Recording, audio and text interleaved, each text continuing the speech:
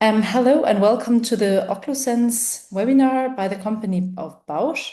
My name is Dr. Astrid de Vriese and I'm a doctor of dental and dental medicine, and I work at the University Hospital of Bonn. And yeah, today I will present you the functionality of the two OccluSense. And regarding the structure of the webinar, we will be starting with some basic information before we will proceed with an example of a normal bite and recording, and I will explain the meaning of the data. And then we will finish the webinar by discussing some clinical cases. And I will also leave enough time for you to ask questions whenever you have them. So yeah, first let us talk quickly about the company of Bausch. Bausch is based in Cologne and was founded in the year 1953 by the dentist Dr. Jean Bausch and his son Dr. Hans Bausch.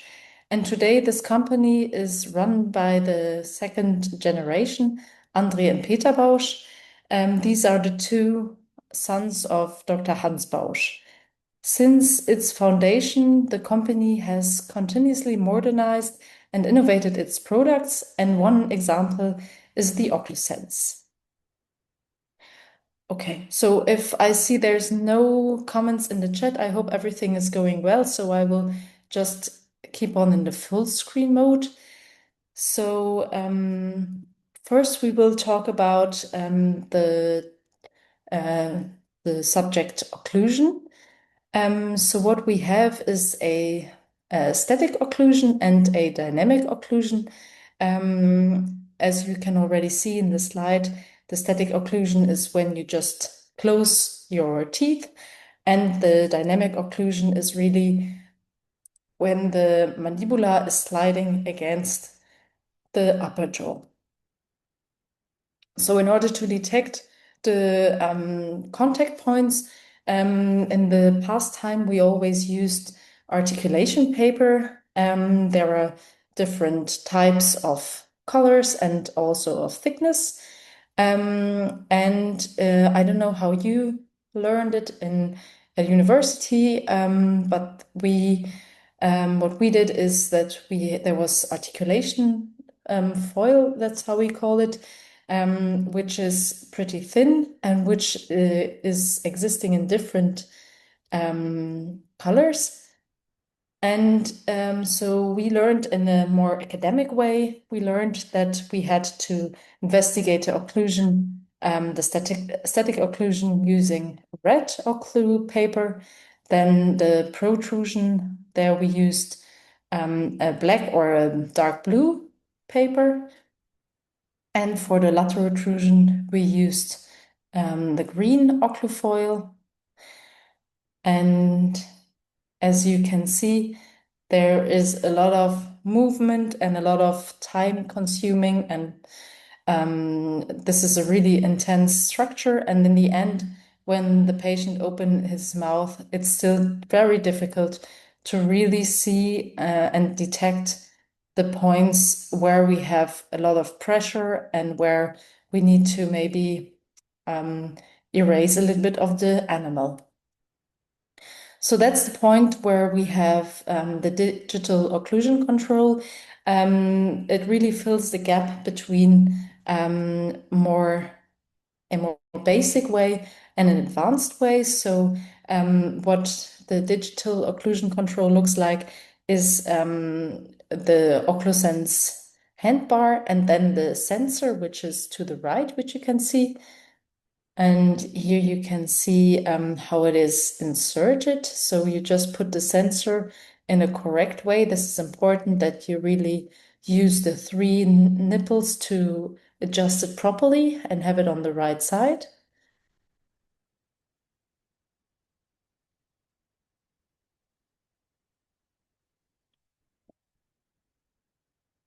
And then you see how it's inserted. And when the patient bites, then you have a digital version of the occlusion, which is transferred via wireless connect via WLAN, and then you can see how the magic happens in the OccluSense app. But how do we get there? I want to first give you a few more details about the OccluSense system. So as I already mentioned, we have the OccluSense handheld, and then we have the OccluSense iPad app. This is an app which is unfortunately only working on Apple products. So you need to have an iPad, which is a rather new one. And of course, you need the app, which is available in the App Store only. So this is an important mark you have to make. Then when it comes to the sensors, we offer two different sizes. They have a diameter of 71 millimeters or a little bit larger, 77 millimeters. The rest is equal, and it can detect 256 different pressure levels. It is very thin, only 60 microns thin, and it is so flexible and also red colored, which means that we can really easily also we have we have the digital version, which is transferred via the app, and we have the points marked on the surface of the teeth, which is still then easy to see. So it's a little bit two-in-one system. Let me now introduce you some more information about how the OccluSense works. So what you need for an initial setup is, as I said, you have to make sure that you have an iPad, that this is connected to your wireless network, and then yeah, as soon as it's connected, then you can open the OccluSense app, which is shown here. And then you have to confirm your local network. And then you can already start by adding new patients.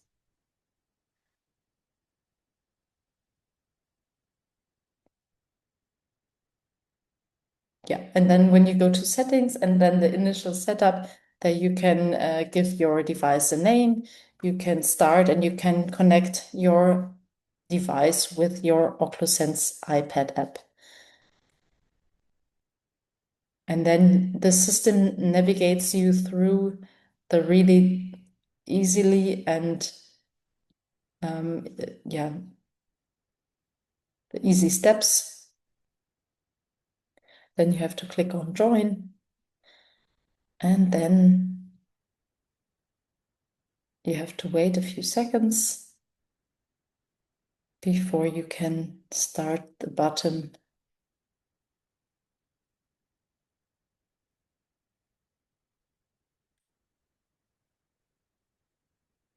Until the access to all functions is available and until the setup is successful.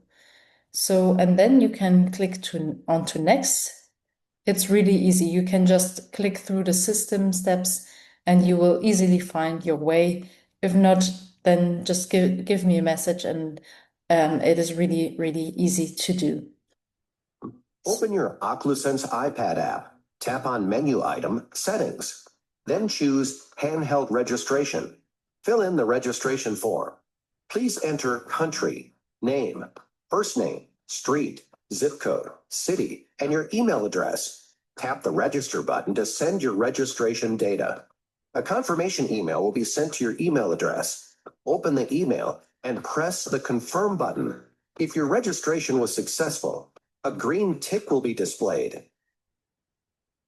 So this, what you just saw, this green handbar is a registration test.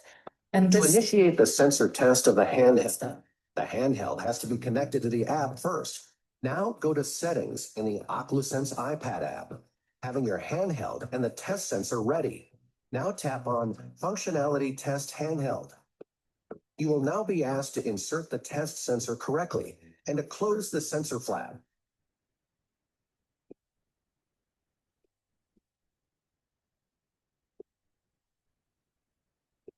Press the pink colored control button to start the function test. The function test starts now. The result of the function test is displayed in the app.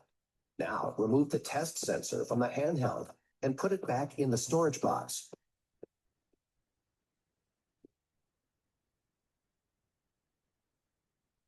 So the sensor test is really something essential, which you have to do every day in the beginning, but it's so quick, it's really no problem at all to do it before you start working with it. And yeah, let us now come to the point why OccluSense is really beneficial. So when you look at the occlusion, you start and when the upper and the lower jaw, when they come near by each other, there's this first initial contact. Then you slide through the intercuspidation until you reach a ending position. This is called the maximum intercuspidal position. And when you use paper or foils, then you can only detect the last step, so the maximum intercuspidal position, because all the other points, they lose their sign because you cannot stop the process so accurately. And when we now come to the documentation of this process, you would have to, as we already said, you would have to do all the different types of occlu paper colors, and then you would have to take pictures. You would have to load them into your documentary system. And yeah, when you look at OccluSense, this makes your life really a lot easier. First, you can detect also the first initial contacts. You can also detect the sliding into intercuspidation, and also the last step, the maximum intercuspidal position. So it really, there is no loss in information. And on top, it is already during you do it, you already have the view, and you can easily use it as a documentation and upload it into your documentation system.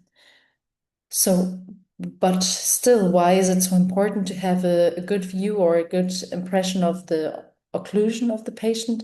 So this can be really important if you have patients with maybe craniomandibular dysfunction who suffer from pain. If you have a patient which has an implant and which is currently suffering from chipping.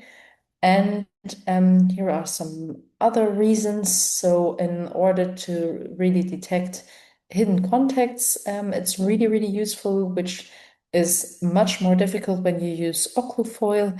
If you want to see the interference contacts, it's good to use the OccluSense. You can easily detect and especially early detect a high load or a high occlusion load in order to prevent periodontal damage. And you can it can help you to do a distribution of the force on the entire dental arch. As we said, it can avoid chipping. You can easily record the dynamic occlusion before and after restoration, or on splints, or whatever you do, for especially also on orthodontic changes.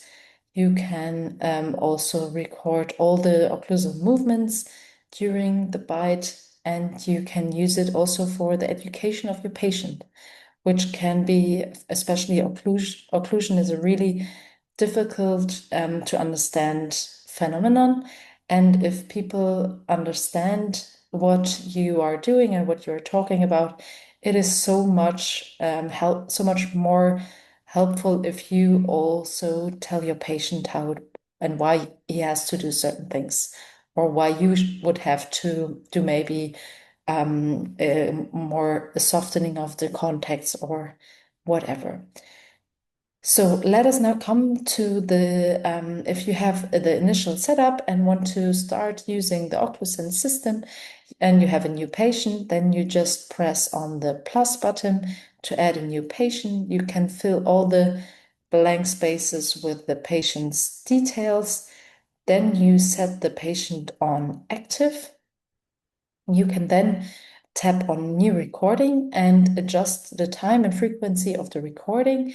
There I would suggest to use a pretty high frequency if you want to have a detailed impression, and you can use a more lower version if you really want to start with a more overview of the occlusion.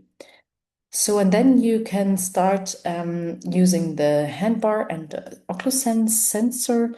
When you type the green button, you can you can select the frequency, and if you press the red button, you can immediately start with the occlusion. So this is how it looks when you put the sensor in the mouth. If you work alone, you can also use this tool to avoid the contact of the lips. Then you ask the patient to close the mouth, then to do a movement to the right, then to close again and do a movement to the left. And all the pictures you see on top is then what you get on the OccluSense app. And then you just slide out, and you can easily, here you can see it in a more detailed version. So if the patient closes, you see from the initial contacts to really that there is a movement and that there's a dynamic process, the occlusion. And here you can see what I already said, that the occlusion is also detected intraoral. So you have both two in one. So when you press the pink button, the device is waiting for the first occlusal contact. And when you press the pink button again, you can start the recording immediately. All the different things, how you can use the OccluSense handbar is also found in the manual. It's really detailed, and there you can have a checkup to find more detailed information. Let us now come to to interpreting the data and all those different columns which you maybe just saw. They pop up, and just for you to understand how it works in principle. So we have two different ways of communicating. We have the colors and we have the size of the points. So if we have a red high bar, this would mean there's a high pressure on a punctual contact. Which is important is that you only compare two contacts next to each other, so it's only a relative comparison. It's never absolute. So you cannot say, okay, the patient X is biting with a higher force than patient Y. It's always just inside the dental arc. You can see if there is maybe where the highest pressure points are, and the whole force is 100%, but you don't know how much Newton, for example, the whole 100% are. So if you then look at the colored columns, you can imagine, for example, just for you to understand it in a better way, that you have a bridge which has a certain load, and the load is carried by two pillars, and one pillar has a really small surface, and the other pillar has a really huge surface. So if you then compare the force on this specific point, you would say that on the right-hand side there is more punctual contact, whereas on the left-hand side you have more a flat contact, and where the pressure is rather low. It's the same when you look at this bridge. By looking at the bridge and imagining, and when you imagine that it comes down to Earth, then the longest pillar would first reach the Earth, and this would be then a point with the highest pressure or the highest delta, and this would then be marked in red. Then the other twos would then come, and the green ones would have a lower lower pressure. And if the pillar version hasn't made everything clear enough, then you can also imagine that you stand with your feet on needles which have a different height. So if there's a huge variation in heights, you will feel that some of the needles which are really high, that they hurt a lot. And if everything is covered in more or less an equal height of different needles, then you would feel less pain because there is a less delta in between the two needles.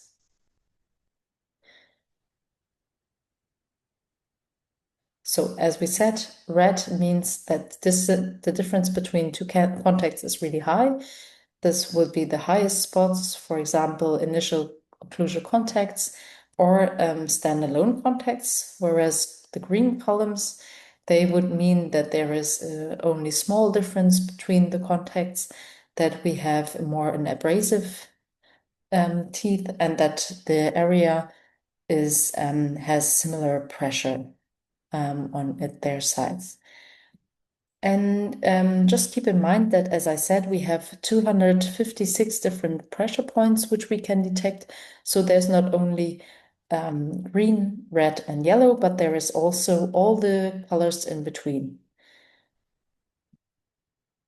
And if you want to dig deeper, there's here also a version where you can not only see the height, but also I call it like a pizza or a cake view. So what we have is that there is you can, in total, there is the cake is 100%, as I said, and you can see where the force is distributed. And here it's in the first or in the fourth quadrant, more to the back side. And this is a view which is really helpful to see it in these dimensions.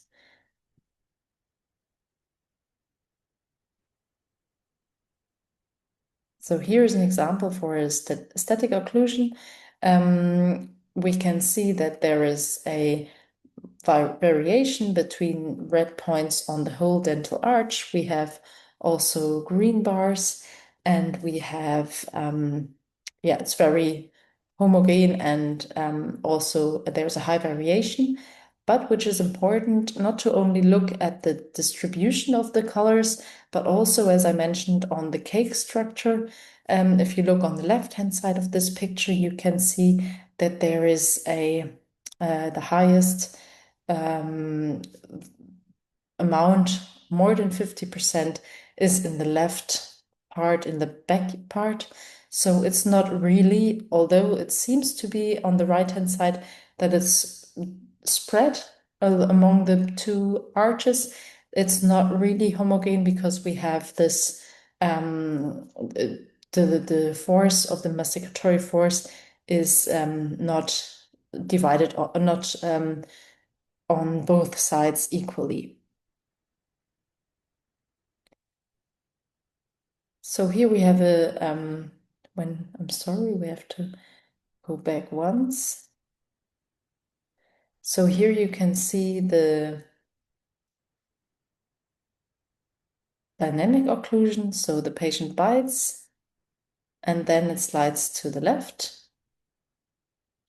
And now he slides to the right, back to the middle, and then to the right, and now to the front.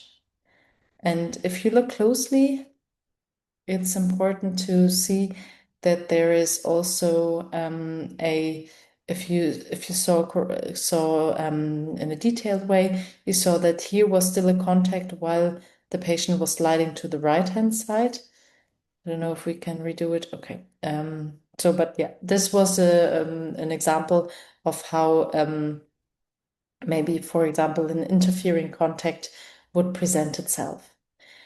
Okay, let us now dig deeper into the OccluSense iPad structure and about on the different options you have. So you are able to see a version of two-dimensional view. Then there is the possibility to have it in a 3D version, and we also have it in a combined view. And I would highly recommend to use the combined view to really see the different distribution of the columns, the height of the columns, but also the repartipization of the contacts when it comes to this cake structure, as I said. In this case, you would see that there is much more pressure on the left back part than on the other part.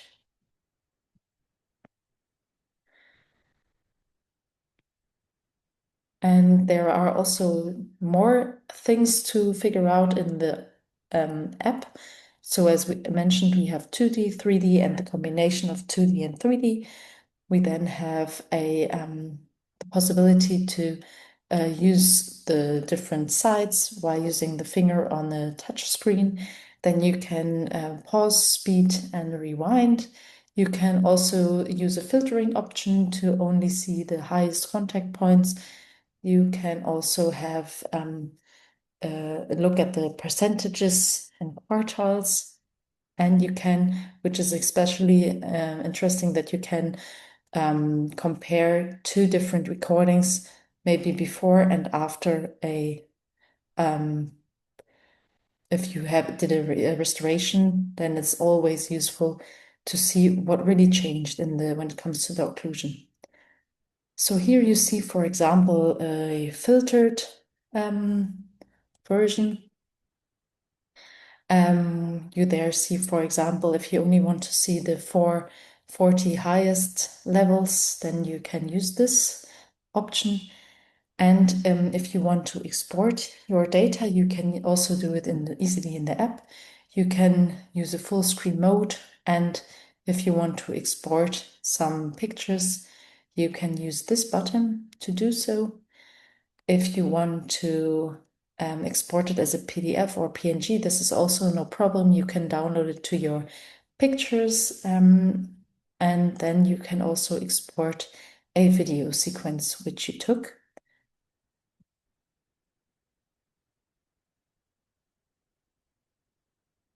Yeah, and for sure, you can also export a video using this sending or sharing sign.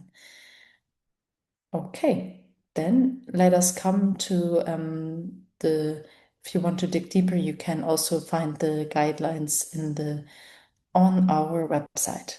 Let us now come to the final part of this webinar. So this is the clinical part, which is, I think, the most important and most interesting part. We there have a initial setup, which is important to take into account, that you really have to make sure that your position of the sensor is correctly. It should be really in the middle, marked with a triangle. You should also have this distance from one teeth into one of those marked regions. So a different, and here we have the first patient, which I want to show you. So it's a patient who has prosthodontics. He has this is the situation which he came with. And as you can see, we have here the regular occlusion on the molars. Then we have the regular occlusion on the premolars. And then we have the premature contacts. That's why I also recommend you to really use this combined view to see that the more than half of the force is in one small part of the dental arch, which is not ideal.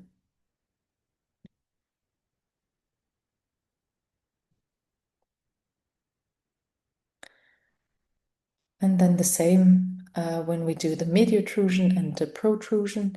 Then when we did this, we always saw that there is this highest pressure point, which is still present in the different movements. And you always have to compare the different views of the occlusion. So not only the statistic occlusion, but also the medial occlusion, the lateral occlusion, and the protrusion. And only if, for example, one punctual contact is present in all the different movements, then it is important to maybe think of a too high point, which should be softened a little bit. Okay, then let us come to the next case. It's a patient who had bruxism. It was a female patient having pain in her ear. She also had a spine problem with a prolapse in the ligament. And this is the status she came with. So when we looked into her teeth, we saw that there were some prosthetics, but mainly all of the teeth were stable. She had a high muscle tension. And then as I said, we performed all the different views. So what we did was a static occlusion. This can be seen on the upper right. Then we have the first initial contact is on the upper left. And then we have a medial protrusion to the right and a protrusion to the front. And there you can, if you compare all those different things, then you can really see that in the point 4.8 is where we have this first initial contact, which is still present in all the different movements, that this contact is too high and that it should be removed. There you can see when you do the protrusion, you still have a parafunctional contact in 4.8. When you do the medial protrusion to the left, you don't have a canine guidance, and you only have this parafunctional contact of 4.8. And when you the medial protrusion to the right, you have a group guidance, but still this parafunctional contact of 4.8 and also 3.8. So taking everything together, in this case, the bruxism is basically, or could be coming from the teeth 4.8 and was then softened a little bit. And this is how we did it. So we then used you can also verify this in an normal articulator. And there, when you do the movements, you could also detect that this contact was really prominent and representing the situation clinically.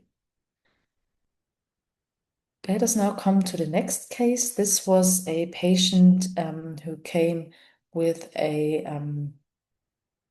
with this situation. So he had a shortened teeth row on the right, and when we performed the lateral protrusion to the left, we were able to see that there is a good canine guidance, and that this is pretty clear. And when we then looked at the protrusion, we were able to see that there were contacts on the front as we wanted.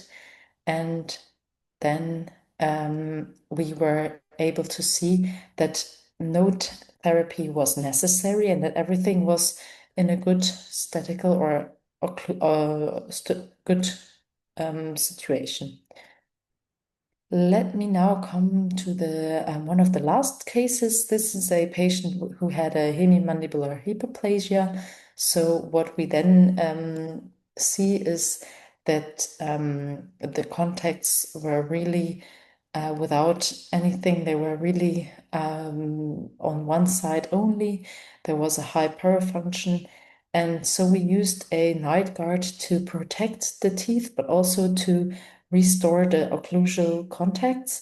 And how we really did the good balance is that we used the OccluSense system. And here you can see the static occlusion with and without the night guard. So this was without the night guard.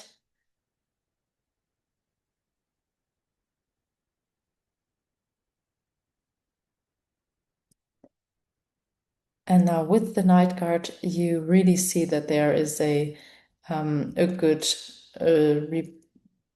reposition of all the tooth have contact, and that there's a really wide variation in spread of the percentages, which is also important. And then, as I already said, we have to look at all the different movements, and we made sure that that there were no parafunctions and no contacts interfering when we do the different movements. So this is how it looked when we did the protrusion.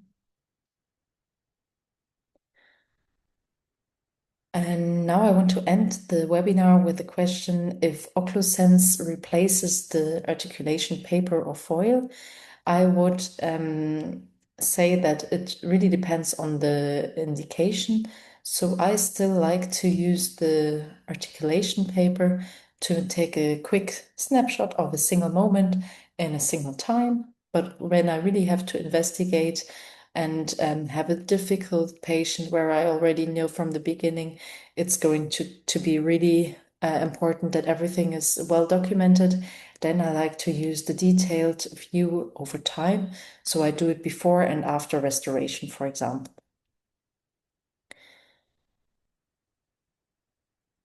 And what I also like to do is to use the OccluSense, as I said, before and after a restoration, which I did, for example, or after some orthodontic movements.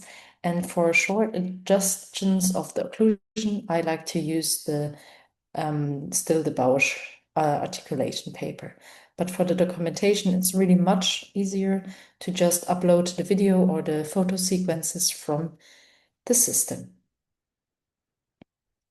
And now I will just click through this pretty quick. So this is something we can also, this is just some opinions from different people around the world who made some experiments with the OccluSense, and this is their opinion.